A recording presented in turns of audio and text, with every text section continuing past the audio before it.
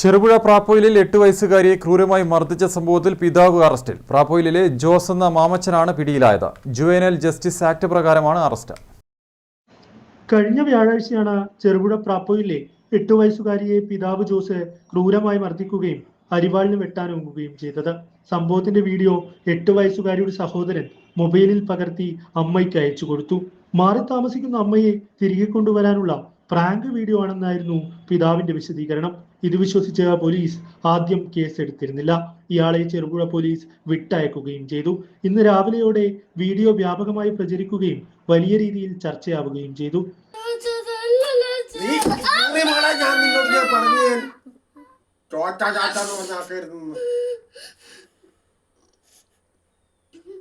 എന്റെ അമ്മയെ വേണോ നിനക്ക് എന്നെ വേണോ? എന്താ സംഭവം? എന്നോട് ഞാൻ പറഞ്ഞു.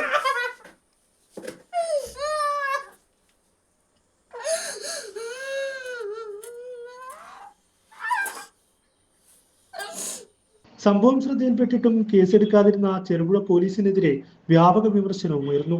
ഇതോടെയാണ് റൂറൽ ജില്ലാ പോലീസ് മേധാവി അനൂജ് പരിവാൾ ജോസിനെതിരെ കേസെടുക്കാൻ നിർദ്ദേശം നൽകിയത്. ഇയാളുടെ പേരിൽ ജുവനൈൽ ജസ്റ്റിസ് ആക്ട് പ്രകാരമാണ് ചെറുപുഴ പോലീസ് കേസ് രജിസ്റ്റർ ചെയ്തത്.